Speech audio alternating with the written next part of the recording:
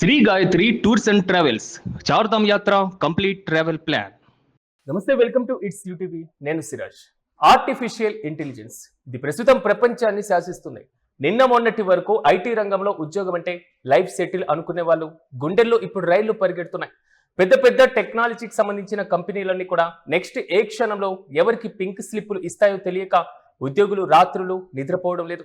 Artificial intelligence వస్తే మా ఉద్యోగాలు ఊడిపోతాయా అనేటువంటి భయం సామాన్య ఉద్యోగి నుంచి టాప్ పొజిషన్లో ఉన్నటువంటి బాస్ వరకు అందరినీ వెంటాడుతుంది.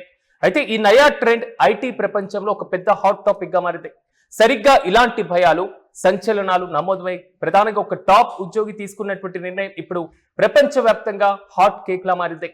గూగుల్లో ఏడాదికి ఏకంగా 9.3 కోట్ల భారీ ప్యాకేజీని తీసుకునేటువంటి ఒక అధికారి తన చేతిలో ఒక లగ్జరీ లైఫ్ ను బంగారం లాంటి ఉద్యోగాన్ని వదులుకొని బయటకు వచ్చేశాడు. అవును, మీరు విన్నది నిజమే. ఆర్టిఫిషియల్ ఇంటెలిజెన్స్ భయంతో ఆయనే స్వయంగా గూగుల్ కు గుడ్ బై చెప్పేశాడు. ఈ సంచలన నిర్ణయం తీసుకున్నటువంటి వ్యక్తి పేరు యూసుఫ్ ఇమ్రాన్. వయసు 41 ఏళ్లు. బంగ్లాదేశ్ నుంచి అమెరికాకు వలస వెళ్లినటువంటి కుటుంబానికి చెందిన ఇమ్రాన్ శాన్ ఫ్రాన్సిస్కో బే ఏరియాలో స్థిరపడ్డాడు. 2020లో గూగుల్ కంపెనీకి సంబంధించి అకౌంట్ ఎగ్జిక్యూటివ్ గా చేరినటువంటి ఆయన అక్కడ క్లయింట్లకు గూగుల్ ఏఐ మెషిన్ లెర్నింగ్ టెక్నాలజీలను ఎలా వాడాలో నేర్పించేవాడు. అంటే ఏఐ ప్రపంచం ఎంత వేగంగా మారుతుందో ఆయనకు చాలా దగ్గరగా తెలుసు. గతేడాది కమిషన్లతో కలుపుకొని ఆయన పొందినటువంటి జీతం అక్షరాల 9.3 కోట్లు. ఇంత పెద్ద జీతం వస్తున్నా ఆయన మనసులో ఒక రకమైనటువంటి అభద్రతా భావం మొదలైపోయింది. ప్రధానంగా ఆయన భయానికి ముఖ్య కారణం గూగుల్లో జరుగుతున్నటువంటి లే ఆఫ్స్. ఎంతో టాలెంట్ ఉన్నటువంటి సీనియర్లను కూడా కంపెనీ నిర్దాక్షిణ్యంగా తీసివేస్తుండడం ఇమ్రాన్ కల్లారా చూశారు. ఈ రోజు వాళ్ళ వంతు, రేపు నా వంతు రాదా అనేటువంటి ప్రశ్న ఆయన వేధించింది. మరోవైపు ఆర్టిఫిషియల్ ఇంటెలిజెన్స్ లాంటి టెక్నాలజీలు ఏ స్టార్టప్లు దూసుకుపోతున్నాయి. ఈ రేసులో తాను వెనుకబడిపోతానేమో, భవిష్యత్తులో వేరే కంపెనీలు ఇచ్చేటువంటి పెద్ద పెద్ద లైఫ్ చేంజింగ్ ఆఫర్లను మిస్ అవుతానేమో అనేటువంటి భయం ఆయనలో పెరిగిపోయింది. వేరొకరిని కంపెనీలో ఒక ఉద్యోగం చేస్తూ ఎప్పుడు ఊడుతుందో తెలియని భయంతో బతకడం కంటే తన టాలెంట్ ను నమ్ముకొని సొంతంగా ఎదగడమే కరెక్ట్ అని ఆయన భావించాడు. ఆర్టిఫిషియల్ ఇంటెలిజెన్స్ అనేది అనేక ఉద్యోగాలను తీసేసేటువంటి రక్కసి మాత్రమే కాదు, రిస్క్ తీసుకునేటువంటి దమ్మున్నోళ్లకు అద్భుతమైనటువంటి అవకాశాల గని అని ఇమ్రాన్ బలంగా నమ్మాడు. ఇక్కడ ఇంకో ఇంట్రెస్టింగ్ మ్యాటర్ ఏంటంటే ఇమ్రాన్ అసలు సాఫ్ట్వేర్ ఇంజనీరే కాదు.